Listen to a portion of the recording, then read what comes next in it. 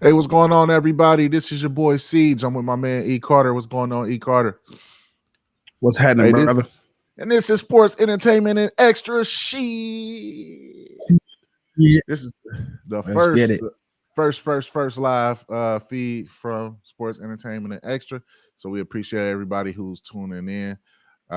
We'll do it every week around this time on Tuesdays. You know, we'll let y'all know if we not, but we about to let y'all have it, man. Every single week on Tuesdays at this time. So, man, lock it in your calendars every week. All right, man. Anything you want to open with? Let's go Ravens. I It's knew good to that. be I knew back that was in it. one of my favorite days of the week. You know what I'm saying? Tuesday, get a chance to hop on you here with my brother, talk some sports entertainment and some extra shit. You know what I mean? So I'm ready, man. Let's get it rocking. All right, man. So yeah, we're just gonna jump right into it, man. So NFL surprise wins and losses. That is gonna be the first topic today. Any NFL surprise wins or losses for you, my brother? Oh man.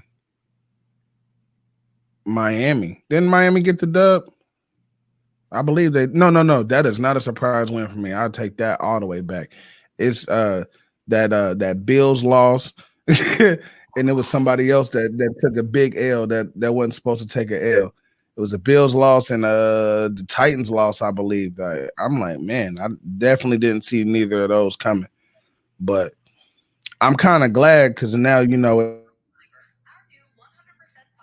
fluctuates what's going on in the AFC. I don't know if that quite puts us to the top of the division or not, but we right there, we close. Right. Yeah, the Bills was a definite What about Bills was a definite surprise there. They I mean, just the amount of points that they won by. So that was that was a little tough. So that one. In terms of wins, man, I thought we would do a little bit better against the Lions, but I can't go in. I'm not gonna go into that right now. We'll go into that a little bit later. Um, yeah, man. So that was the main one for me too. And then the way that the Tom Brady led Patriots did not allow the Giants to score a single point, so they put up a fat you goose mean the egg. Bucks? The Bucks, yeah. What I say, Patriots? Yeah, yeah. Look, 20 years of him playing there, man. Come on. But yeah, Bucks, you're right. So the Giants didn't even score a single point, so that was a little disappointing for the New York Giants fans. I don't personally care about the Giants, but that was one for that was a little surprising there.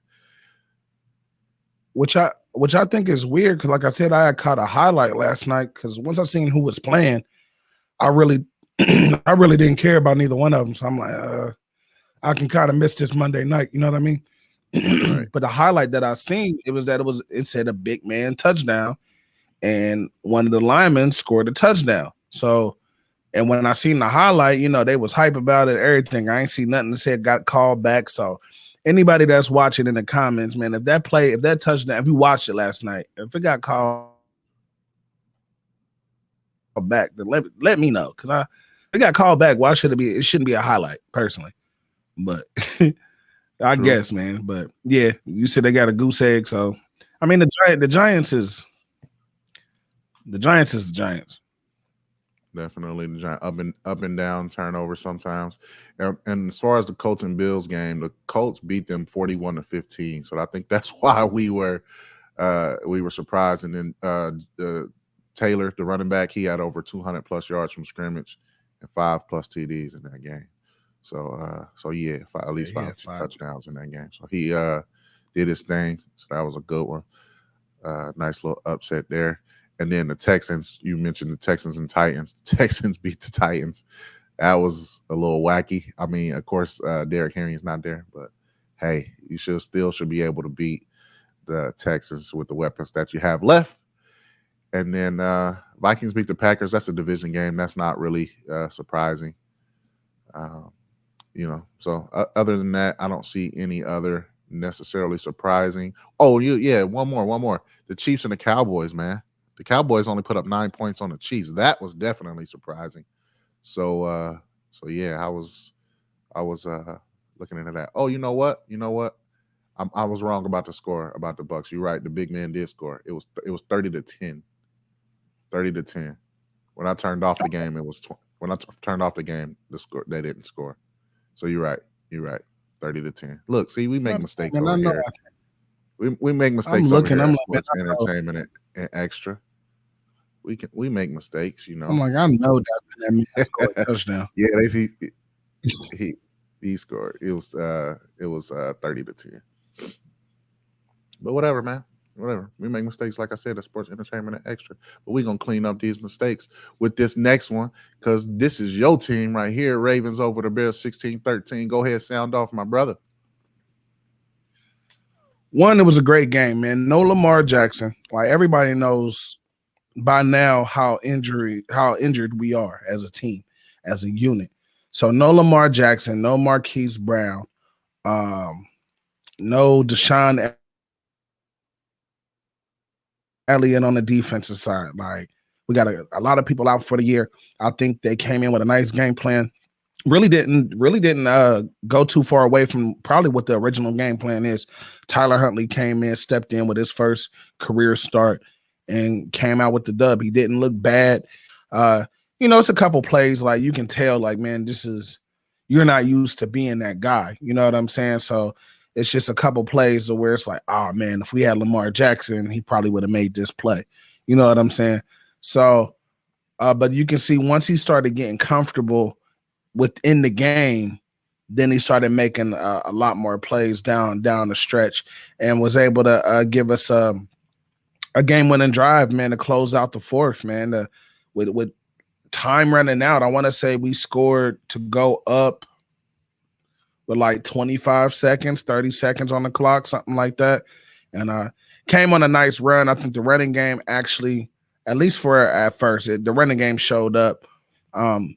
Which I'm just confused about, man. It's just as a Baltimore fan, it's like we come out first two drives and we run the ball, and then we don't run the ball, and then you try to run the ball on downs that everybody know that you're gonna run the ball, and then you don't run the ball. Like it's just crazy. Like, man, are we a running team? Are we a passing team? Like I feel like they're trying to integrate, and I get it. They know that people are stacking the box, especially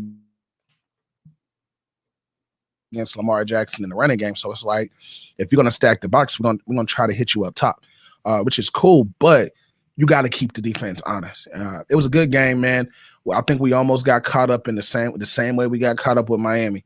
You game plan for one quarterback, that quarterback goes down, the backup comes in that also has experience. That's a NFL quarterback. You know what I mean? It's not some rookie just coming out there and almost comes back and win the game. When I seen Andy Dalton come in the game, I'm like, oh my God, here we go. And then, of course, the commentators was saying the same thing, like, well, the Andy Dalton, the Red Rifle, has shocked the Ravens before, so this is really nothing new for him. And then he comes in the game, 2 plays, 83-yard touchdown on the wide receiver screen. I'm like, bro, come on. But other than that, man, the defense actually played great football, man. Surprisingly, compared to some of the other games that we've had earlier this season, man, the defense actually showed up. It was more like one of those, we don't have a Lamar Jackson, so now everybody has to do their job even more so. So I think that if we take this win and how everybody had to come to play without Lamar Jackson being there to try to bail y'all out and thrive on that for the rest of the season, then I think we'll be in a good position come playoff time. Okay, real quick before I dive into that game, the reason why I said 25 to donut and Tom Brady Patriots, because the Patriots were the one who 25 donut the Falcons. So I got to make that correction. Yeah. Tom Brady and the Patriots, for some reason, still stuck in my head. So that's what I was going with there. When I turned off that game in the final, it was 25-0. So there we go, man. That correction right there. Like I said, we make mistakes over here. But back to the Ravens over the Bears.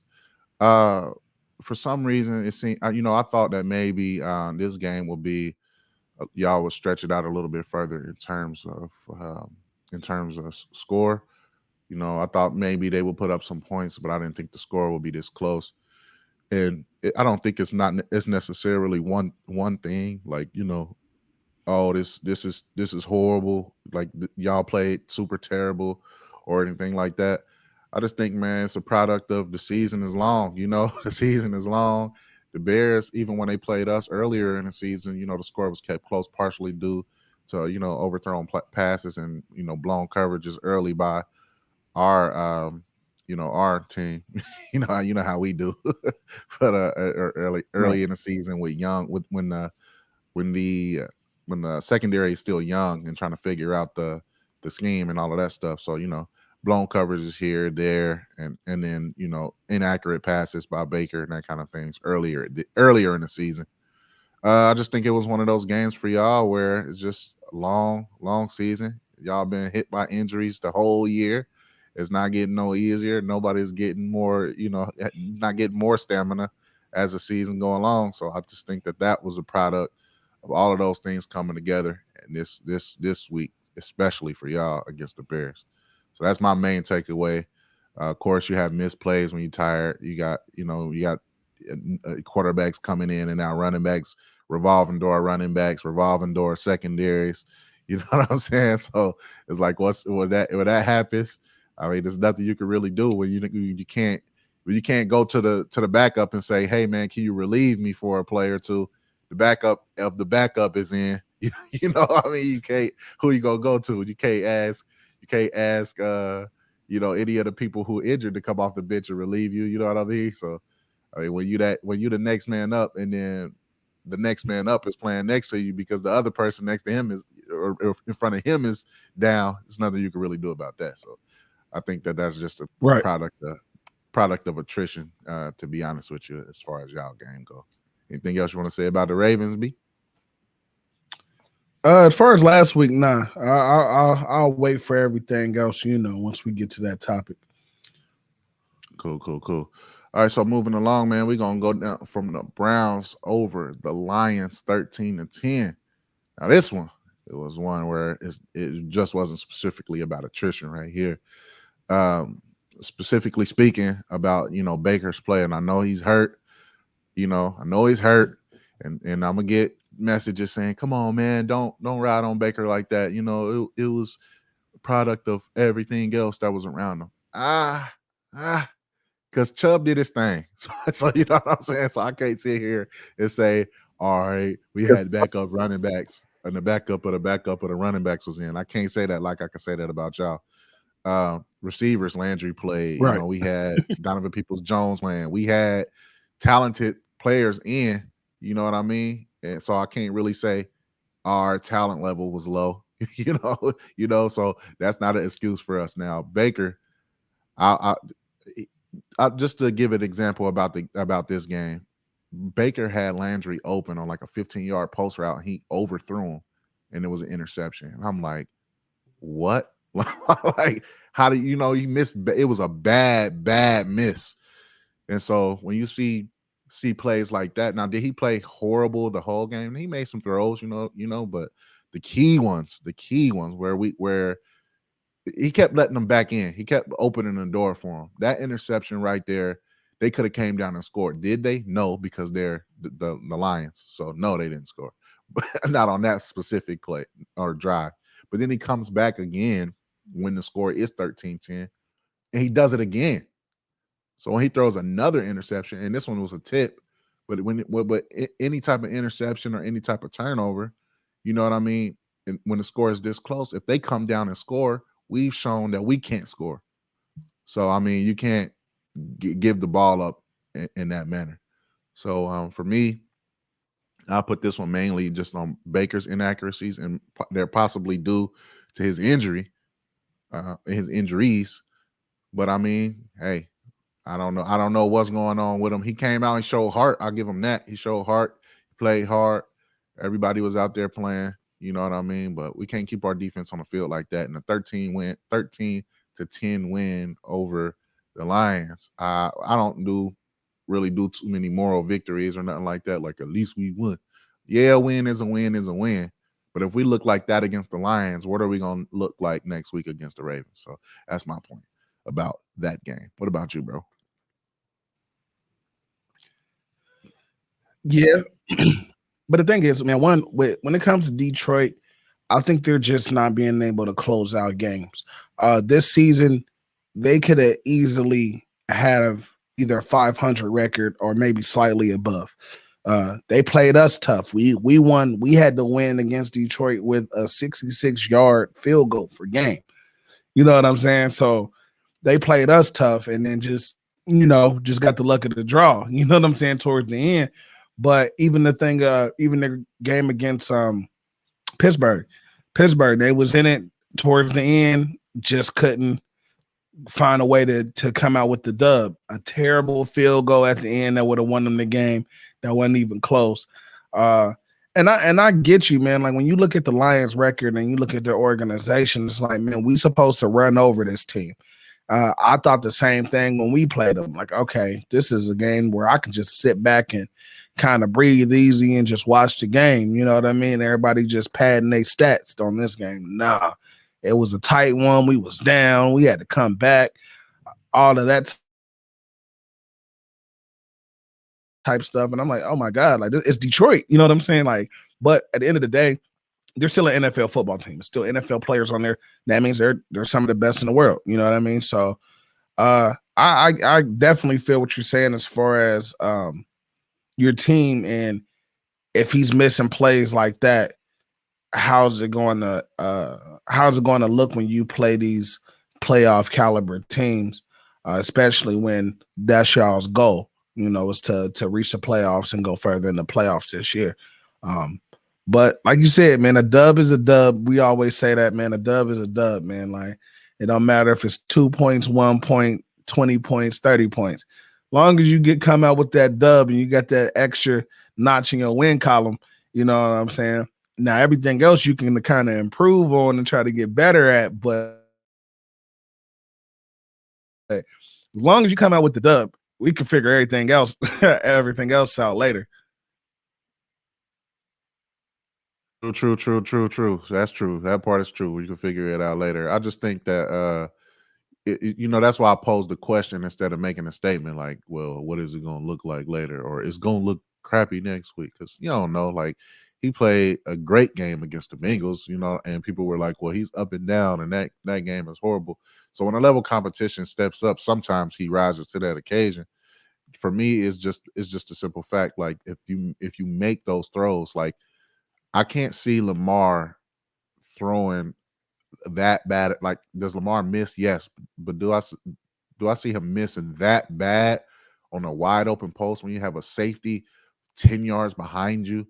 You know what I mean? In a corner, 5 yards in front of you. Like, nah, I don't see him missing that bad. Like maybe it'll hit it'll hit Hollywood Brown's hands or something. Maybe it's too high, or maybe it's a little behind them. But is it going to be way over him to where he jumped and he can't even touch it, and it goes to the safety that's 10 yards behind you? That's a stretch. So so I think, if especially in a year where you're trying to get that contract, that premier franchise quarterback contract, like you can't. Mm-hmm. That's second tier, third tier quarterback throws there. Like even you even see Tannehill, who people thought, okay, well, Tannehill can't get it done in Miami. Then he goes here, and it's like Tannehill doesn't miss those throws. And even if you want to say, okay, Tannehill got big dollars, but Tannehill is not an elite quarterback. Like nobody's sitting here saying he's Aaron Rodgers, Patrick Mahomes. Nobody's putting him up there. So if he's going to be even in the Tannehill category, and Tannehill doesn't miss those throws, then that means you're a third tier quarterback. You know what I mean?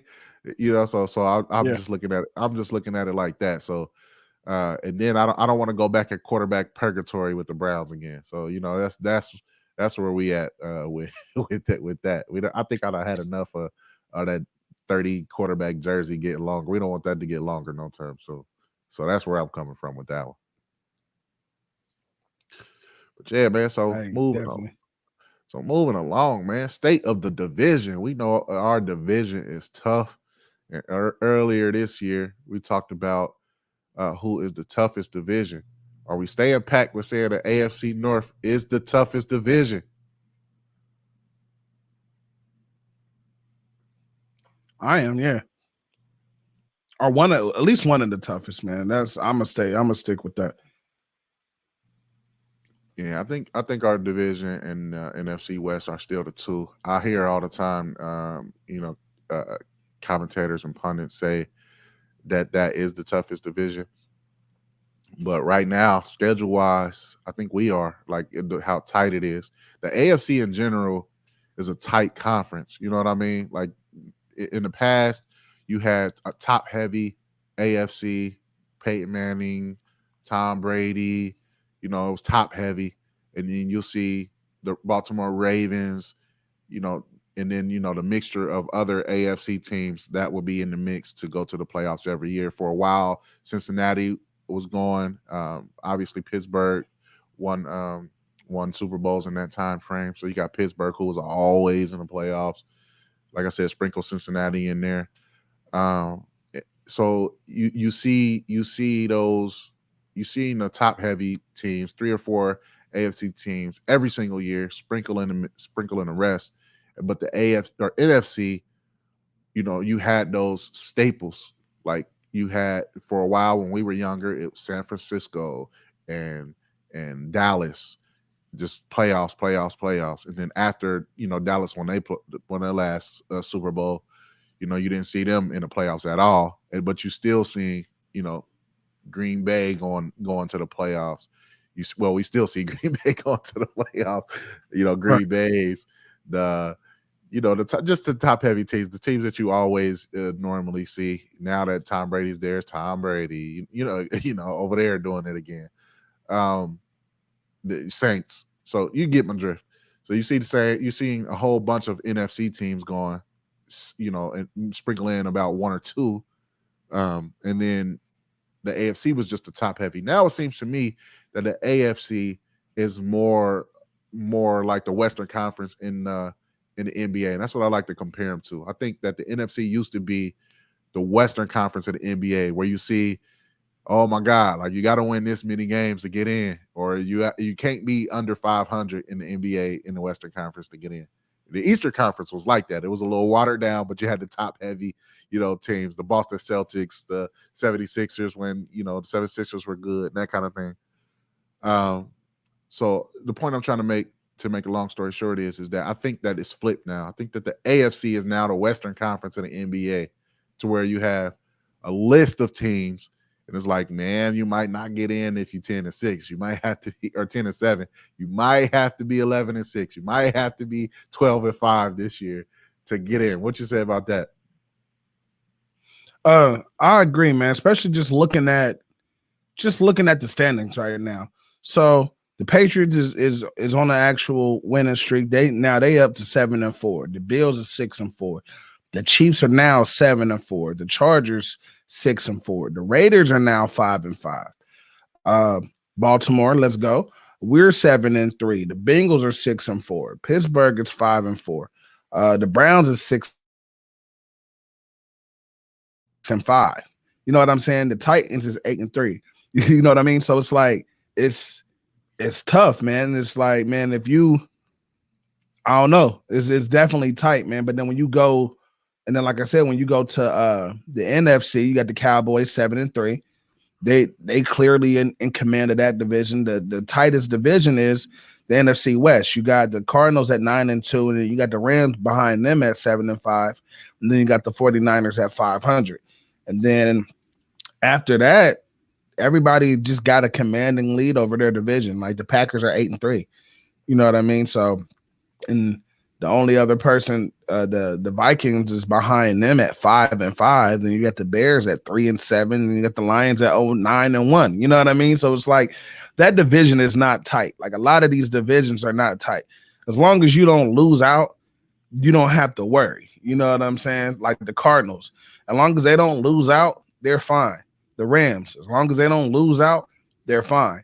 The Packers, as long as they don't lose out, they're fine. You know what I'm saying? Like even Dallas, as long as they don't lose out, they're good. You feel me? So, but it's always like you said, it's always that team in the NFC that gets in at 500 or like slightly above 500. In the AFC, that is not the case, man. In the AFC, we're coming down to it might be 3 teams in one division that make the playoffs. Because it's a lot of people battling for position. So it's like every game. Well, of course, in the NFL, every game always counts. You know what I'm saying?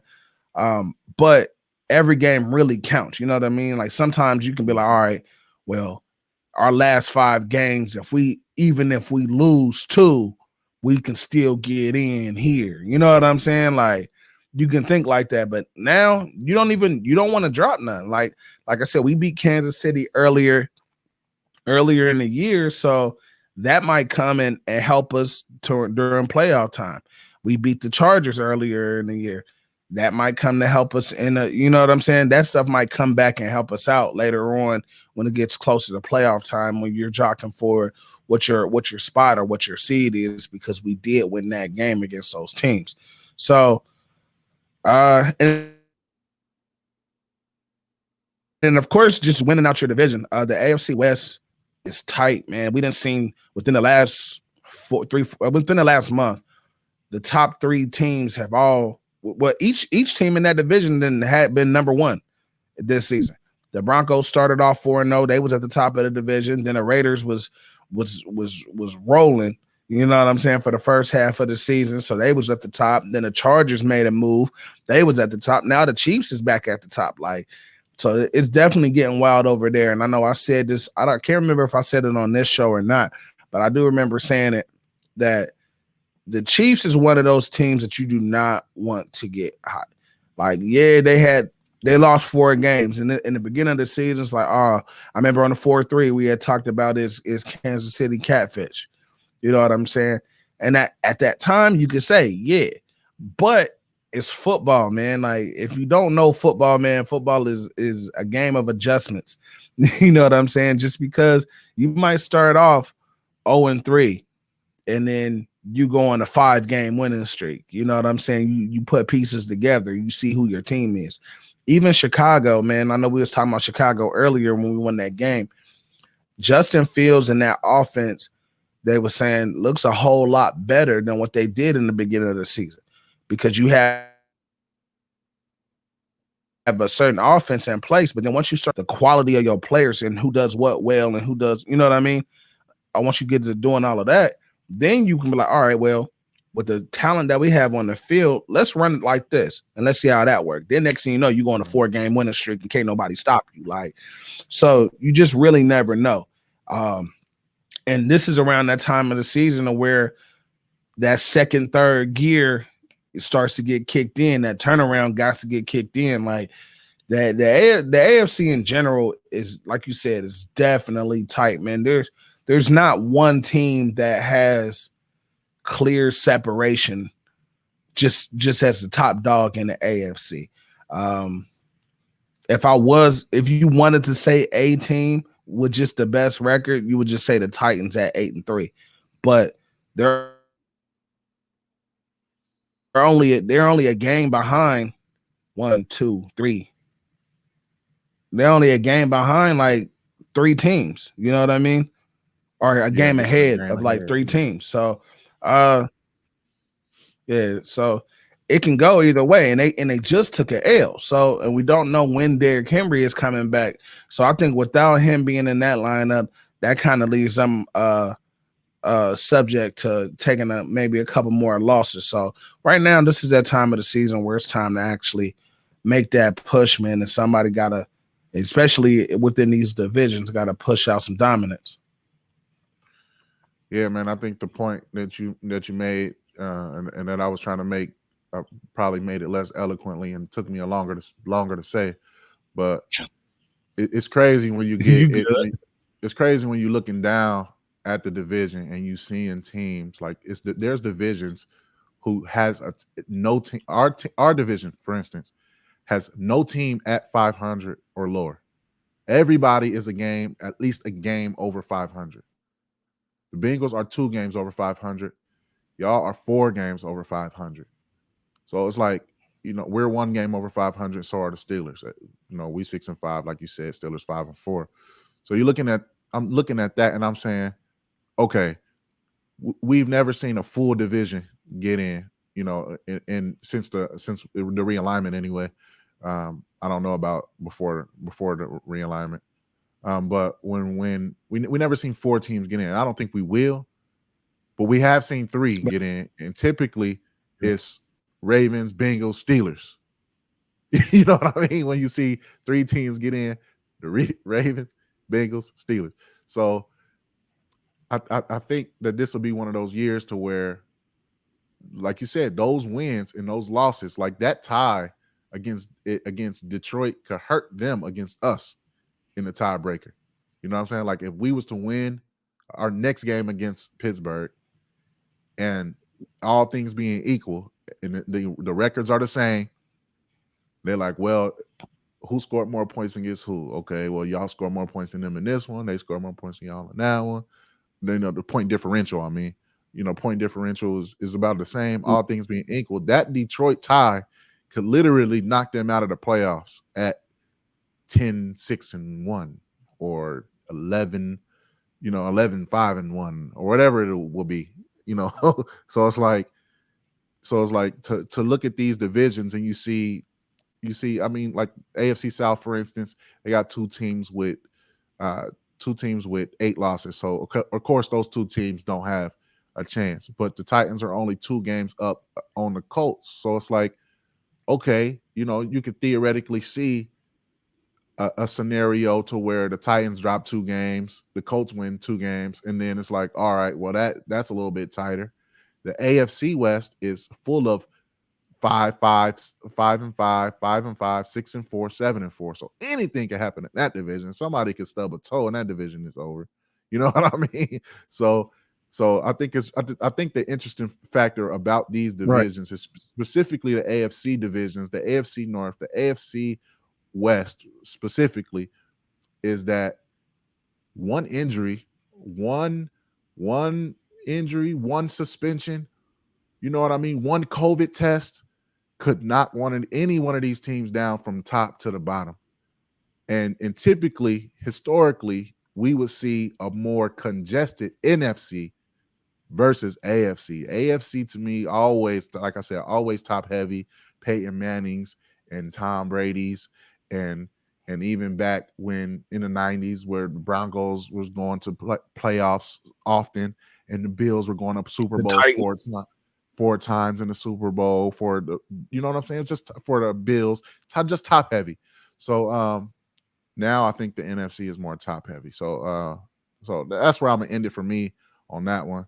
But yeah, I just think it's real interesting, and the playoff picture is also real interesting because, like I said, any injury for some of these divisions, including the NFC divisions, few NFC divisions, to where an injury could, switch the division drastically. So yeah, man, I'm gonna leave it at that for the state of the division. Anything else you want to drop on that? Oh no, I think we pretty much cleared everything up on that one, man. It's gonna be interesting to see. Yes, sir. All right, man. So next, man, we're gonna switch over to the NBA and just talk about what we kind of talked about the last time. Early NBA jockeying. We talked about how in NBA teams early in the season that there was some surprising standings going on, how which teams were at the top, which teams were at the bottom, just early on in the season. And since then, only a week, it's been it's been a lot of changes, man. There's been a lot of changes. So I wanted to touch on that briefly, just to say it's crazy how we can look at the NBA 1 week from today or 1 week ago today and see so many changes. Brooklyn at number 1, Chicago still standing pat where they was at number 2, Miami 3, Washington is 4, the Charlotte is 5, Boston is up to 6, and Boston was down to like 9 or 10. So I think that was I think just bringing that up briefly just to say, oh, how the times have changed. So I wanted to bring that up just to state that we see so many changes going on with the NBA standings just only in a week. So I think it's this NBA season is going to be extremely, extremely interesting, and probably more interesting than I would have said in the beginning, specifically for that purpose. Anything you want to say about that, or any teams moving up or down that you want to talk about at all? Well, we kind of touched on it last week, man, about how things can always change. They definitely can. The Warriors on the Western Conference, the Warriors are up to number one now. The Suns is number two. Uh, the Jazz is number three. The Clippers are four. The Trailblazers, they're up to number seven, and I think they was at like 9 or 10 last week. LA is down to number 9. You know what I'm saying? Like, so like we said, like, and especially in the NBA, it's nothing for teams to go on these streaks, man. Like, you got one thing, man, people need to be worried about. It looks like the Warriors are back. I'm gonna just say that kind of early. I'm gonna say I know it's still early, but they sitting at 15-2, Yeah, right? Like they're fifteen looking and good. two, bro. You out here on people's heads. Then you got the Suns that's basically showing that last year wasn't catfish. They sitting here at 14-3. Mm-hmm. Like, yeah, people can always heat up, man. And if you watch the show that we talked about last week, especially in basketball, man, teams might start off the season not really gelling together, and then then maybe later on in the season you get that good chemistry going, and things they might go on a run. You know what I mean? Especially in basketball, man, runs teams can go on 5, 6 different runs in between the season. You might drop, like you said last week, Siege. You might drop 3 games and then go on a 7-game winning streak. You know what I'm saying? Might lose 4, then go on an 11-game winning streak. Like, that's stuff that the early 2000 Spurs used to do. Drop 3 and Mm-hmm. then go on 12, 15 games. Like, what? Like, and then drop 1 and then go for another 10, 11 games. Like, so it's just definitely gonna be interesting, man. I'm definitely getting more clued into basketball than I have in the past years. Um, and I agree with you, man. This is probably the most exciting as far as just the way the teams look and how separated everything kind of is. It's talent on a lot of these teams, and it's going to be great to see what happens later on. Yeah, I think these last few NBA years for me have been a lot more. I've been a lot more engaged just because of how teams are starting to spread out the talent, or the players are starting to spread their talents out to different teams. Whereas you don't see, like I was talking about the NFL, the same teams over and over and over again. You know what I mean? Partially due that LeBron is not the old LeBron. I mean, he's still LeBron, but not, as dominant as he was before, where he's going to 10 straight finals.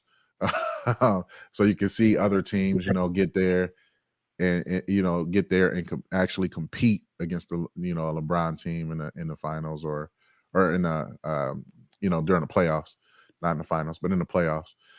So you can see those type of things. Also, I just think the game is changing a little bit. Like, some of the rules, like, it was a few years where flopping was just, I mean, people still flop, but it was just outrageous. And the refs were interjecting themselves in the games more. Like, it was just like, come on, like, this is too watered down for me. But but other than that, that's just a brief aside rant. I can talk about refs all day on any sport. But they do a good job though, for the most part. Uh, they do a good job for the most part. Sorry, refs, don't find me. Uh, I don't want to tech y'all, FCC. I don't want to tech for talking about the refs. But anyway, um, joking. They can't find me. But but I just think it's interesting. And then I think some of the teams that are back into the fold make it interesting. Like, there's a whole section of New York Knicks fans that have been starving for the Knicks to do something. You know what I mean? And the fact that they're relevant again is interesting.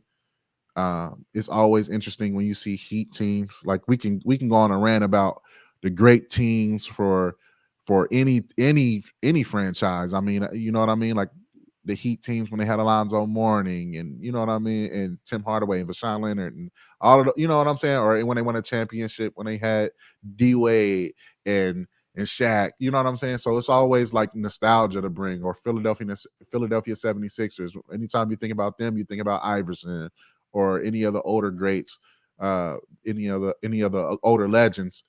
You know what I'm saying? And so for any team, Cleveland, Mark Price, and all of them when Jordan beat them, like, you know what I'm saying? Like, you can't talk about the NBA or any sport without thinking about nostalgia. And I think one of the things that make it interesting is that some of those teams that you grew up seeing in the playoffs or being relevant are becoming relevant again. You know what I mean? So I think that's another thing that helps it out. They're jockeying for position instead of just sitting at the bottom getting number one pick, or not number one picks, but getting in the lottery every year. So we'll see. Right. It'll be interesting. It'll be interesting to see. So moving along from the NBA jockeying and how interesting the NBA is, just want to bring up this briefly because I love boxing. Terrence Crawford beat Shawn Porter, got put him down in the 10th round. Man, I think that this is another notch on his belt. Solidifies his greatness. I still wish he would fight Errol Spence. I don't know who's putting that off, but come on, Errol. Somebody got to sign this deal because I got to see it. But anyway, Shawn Porter retired after the fight. He retired post game. He is 31-4-1. So, man, congratulations to him on his retirement. Man, thank you for giving us some great fights. I think we watched a handful of his fights in the basement. I know we watched when he fought Errol Spence. I watched this one, some of his earlier stuff. But yeah, man, I think it's great that he's decided he doesn't have anything left in the tank or whatever. He wants to retire. He can go ahead and put it in this bid for the Hall of Fame. Because 2 of his losses are against great fighters, you know what I mean? So we'll see if he gets in early or later, but I think he will get in. Congratulations to Crawford for defending his title, his welterweight title. Just fight Errol, man. Somebody make this fight happen, please. All right, what you got to say, man? I really don't have too much on it. You know what I'm saying? I really didn't watch this fight. To be honest, I low-key forgot about it. I was sitting there chilling, and then something told me to, you know what I'm saying, actually look. And by the time I clicked on it, it was pretty much over. But I did go back and catch some highlights and stuff like that. It was a good fight. Congratulations to Crawford for getting the dub. You know what I mean? And also shout out to Porter, like you said, for retirement. I don't know, man. Me personally, I don't want to retire on a loss. But I mean, when it's your time, it's your time. You know what I mean? Especially if you in the ring and you like, I could have did this and this and this, so maybe I lost a step or maybe I slowed down and I'm not the fighter I once was. Like, man, you know what? Let me get out of here. Let me get out of here now before this stuff started to get ugly. Because it definitely in boxing or just not just in boxing, but just fighting as a sport in general. Sometimes some of these athletes might stay in there a little bit too long because it is a combat sport. You still like, man, I still got these heavy hands, but they might not be as fast as they used to. You know what I'm saying? You might not be countering like you used to. You know what I'm saying? So as long as you know, man, when it's your time to retire, that's always a plus. But just me personally, I think I'll give me at least one more dub and then call it. Yeah. I think that's depending on who you talking to. I don't know if he wanted to go into another fight with somebody who is not top tier. So maybe that's why he didn't want to be a tune up fighter or something like that. But I don't know, man. I'd take a tune up fighter, get a dub, and then retire. You know what I'm saying? Go home with that W. Oh yeah, he killed him. Oh my God. And I'm like, yeah, I retired, man. I show what I still got it. I'm gonna go ahead. And they were like, oh, but it's a tune-up fight. I don't care. I got a dub. just like when you hooping or practicing in the gym, everybody know before you leave the gym, you got to make one shot. Right. Same thing, man. Before you retire, you got to leave with a dub if you can. You know what I'm saying? Right. I feel you. But yeah, man, congratulations to him on his retirement, his great career. Crawford, fight Errol. And make that the next fight.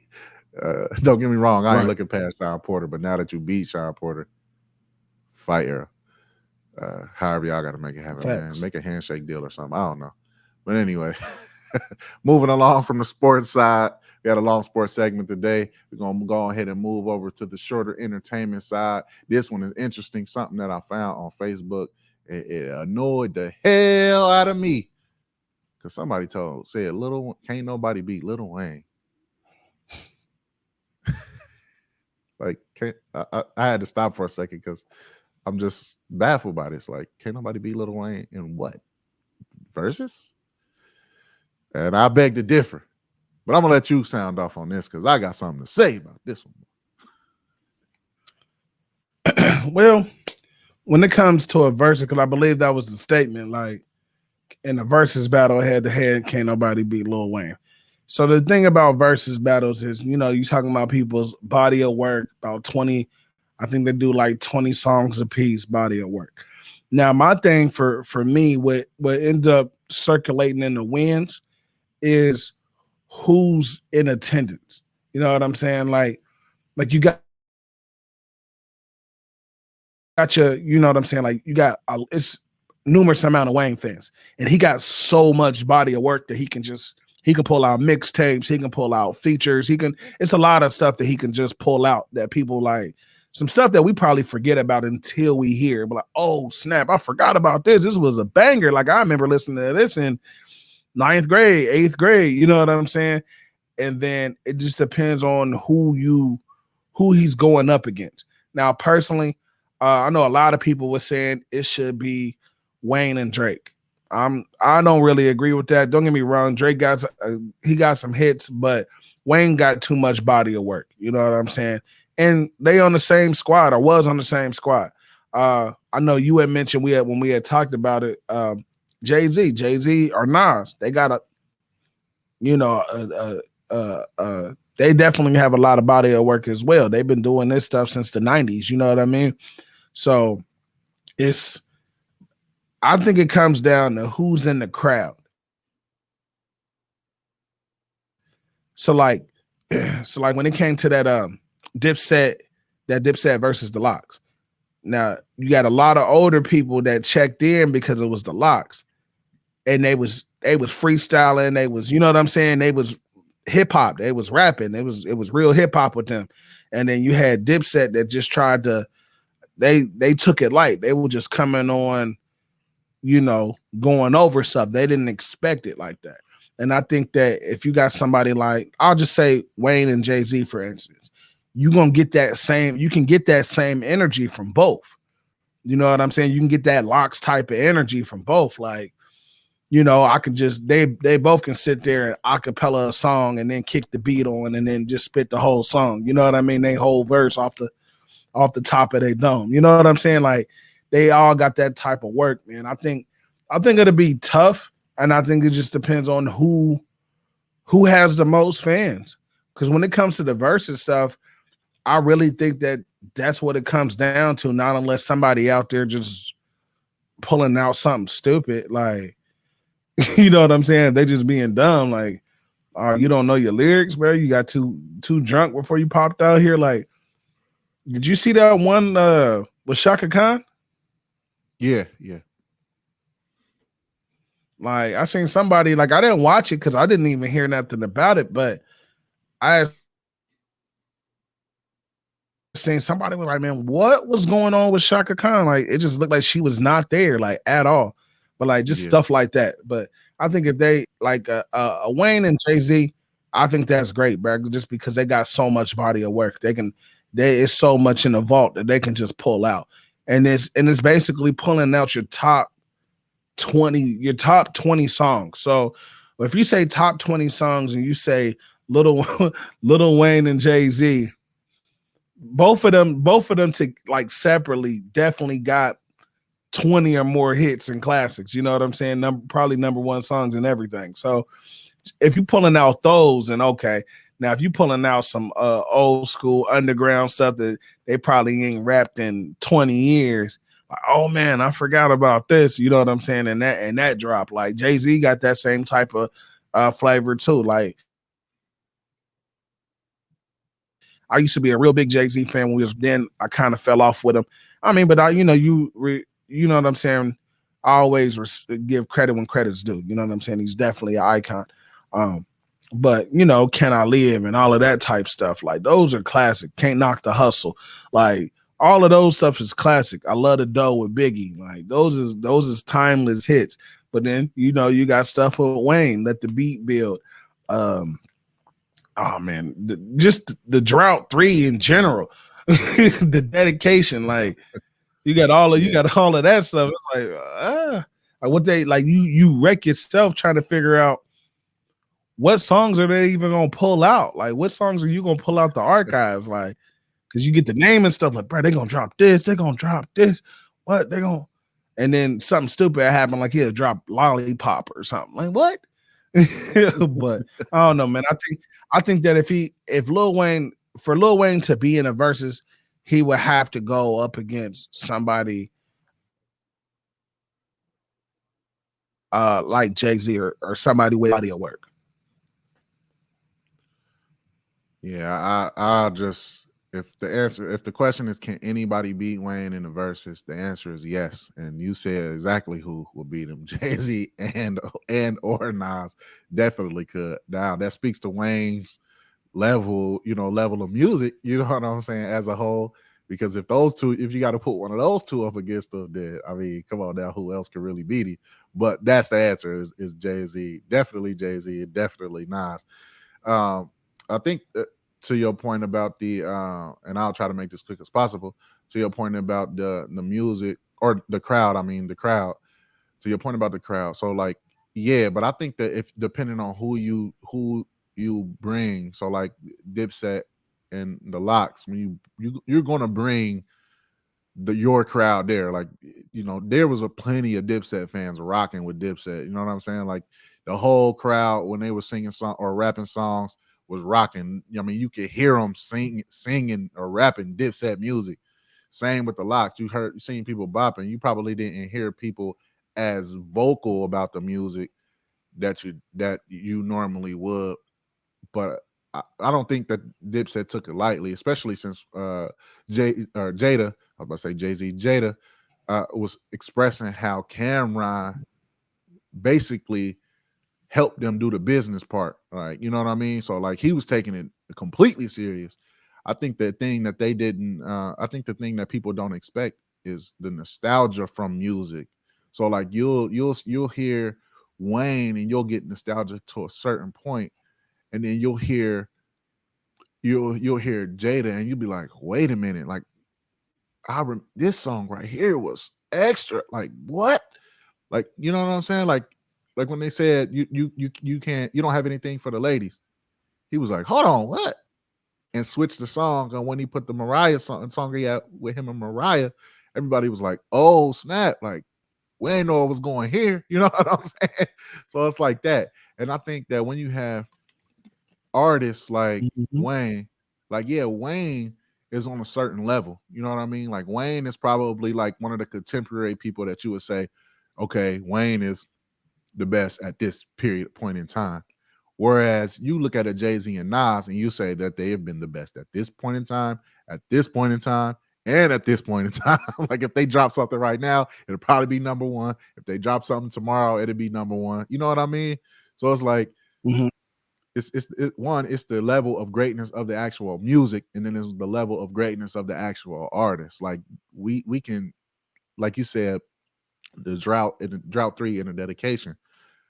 Well, we could say that about Reasonable Doubt. Anything he will perform off Reasonable Doubt, off Blueprint 1, off Blueprint 2, even off Blueprint or the Blueprint 3, the Black Album. You know what I'm saying? So much, even 444 when that came out, I was like, God, like he still got it like this. You know what I mean? We're gonna leave Kingdom Come on the shelf, but that's just my opinion. That's just my opinion. But the same thing with Nas, you know what I mean? Nas has That was trash. so many albums and so many songs that like something will come on in the spirit of the music would just move you like, oh, wait a minute. I forgot about this. Like, could you imagine Wayne coming out and performing any of his songs, and then right after that, Jay-Z come on with Hard Knock Life? Like, what do Wayne got in his tool bag that's on the level of a classic song like that? Or come on with Excuse Me Miss. Everybody gonna grab their champagne and be bopping with that. Like, you know what I'm saying? I So it's mean, like, really, he, I don't know, man. he can drop a millie because the millie go hard. Everybody gonna spit that. Like I'm just Everybody, saying, like yeah, that's true. it But can I'm go, just saying, like, it can go I'm either just saying, way. like, you could do the a Millie and then, you know what I'm saying? Like, he could come out with Renegade, or you know, what I mean? Like, it's so many songs that, like, song for song, it's like, all right, your song is right here, but I'm still up here. Like, my name is still up here. So there's nothing you can really do to me. So I think it's those type of artists to where they cachet is just so up there. You will be like, where did this dude come from? Now, like I said, to have to bring up a Jay-Z or a Nas in comparison to a Wayne, like, he can beat them. Yeah, I think Wayne would have a better shot, like, against somebody on that same plane. And it's a few of people on the same plane, not a whole bunch. Like, you know what I'm saying? Not a whole bunch of people, but no, it's a pretty good list where he at. But you know what I'm saying? It would be somebody there. It couldn't have, it Wayne wouldn't beat no Jay-Z or no Nas, bro. That's just it. That's just it for me. He'll give him a nice they'll give him a nice little show. Let's put it that way. They Right. both will give him a nice little show, but I don't see him beating them, man. That's just that. But anyway, man. Anything else you want to say about that one before we move along? Nah, we can keep pushing. Keep it Man, pushing. I don't know nothing about that, bro. But anyway, man, moving along from Can Anybody Beat Wayne on the entertainment side to the extra shit. All right. All right, man. What's your extra shit for this week, bro? All right, man. So when I got up this morning getting my coffee, I'm, scrolling through my social medias. I see Shump that won Dancing of the Stars. I don't watch Dancing with the Stars. Like, I used to watch it when it first came out. I thought it was cool, man. Seeing some of these um, ex athletes or some of these ex entertainers or older entertainers, if you will, coming out and doing the tango and all of that. You know what I'm saying? I thought it was cool. I'm like, all right, out here China out of nowhere, like you got Big Lyman, like Von Miller was on there, like just crazy stuff. You know what I'm saying? But I think it was dope, man. Shump, for my extra stuff, man, is Shump winning Dancing of the Stars, man. Congratulations, but at the same time, your girl is Tiana Taylor. Like, man, you should have won. Like, cause I know she had him in the lab. Like, nah, bro, you got to do it like this, like this. Your posture got to be like this. You know what I'm saying? If you're gonna do it, let's do it. You know what I'm saying? But supposedly, man, he definitely brought his A game, man. I definitely seen a couple of different little clips through social media the last couple of weeks, just saying he actually coming out there and was taking it serious and coming, out there, man, excuse me, out there shocking a couple people with some of his dance moves. So that's my extra shit today, bro. Shout out to Shump, bro, for he won Dancing with the Stars. I don't know where you put that at on your trophy case, but else to add to it, I guess. Man, that's funny because you know what I'm saying. Like, we was talking about that off air. You was like, "Oh, that was about to be my extra shit." I'm like, "Yeah, we gonna say that for that is extra, bro. That's hilarious." But but my extra shit for this time is actually sports related. Rampage Jackson is trying to move to boxing. Like, according to MMA Junkie, he is trying to move to boxing, make the switch from UFC to boxing. So when I seen that, I was like, "What?" Like, he trying to go to boxing. Right. So yeah, he did put out a video. He was talking about he trying to switch to boxing. He said he don't have that thrill no more in the MMA, to be in the MMA no more. Which is cool. It's interesting, man. Rampage Jackson, for people who don't know about the MMA. All right, let me just put this man out here. He taking somebody to the 12th, is what we call it, to a whole nother level. Like, I seen him completely knock somebody out by picking them up from when they had him in a triangle, pick them up and slam them on their backs. We putting you on your neck, put him on his neck, and he was out cold. So strong individual. So we'll see what he does in the boxing ring, and what I'll definitely be watching. Hall of Fame MMA, Hall of Fame caliber MMA fighter to boxing. But anyway, man, that's all I got over here for the sports entertainment and extra shit. You can follow us on the link ENT LLC on Twitter.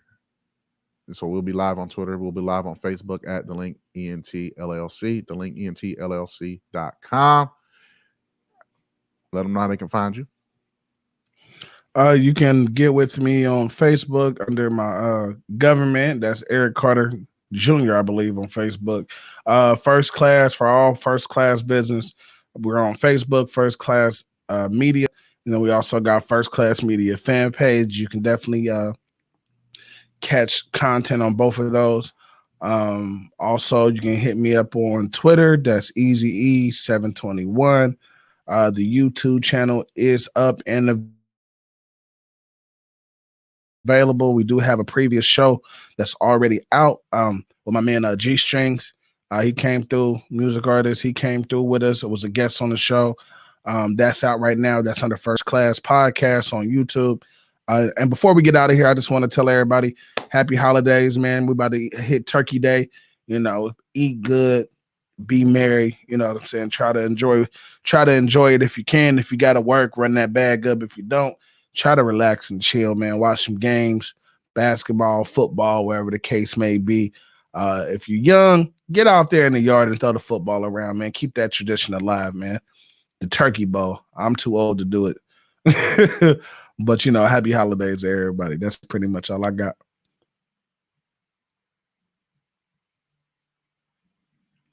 Your mic, bro.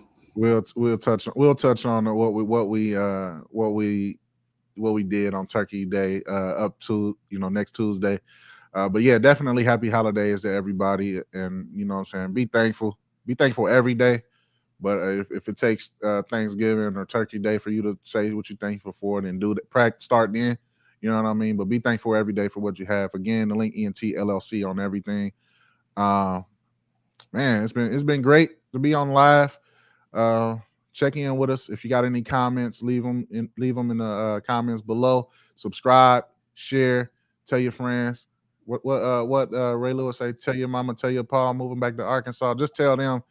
Don't tell them you're moving back to Arkansas. Tell them, comment, share, like, and subscribe. All right, that's what you can tell them. All right. But anyway, I guess I'm done with that extra shit. Until next time, y'all. Thank you for listening. Yes, sir.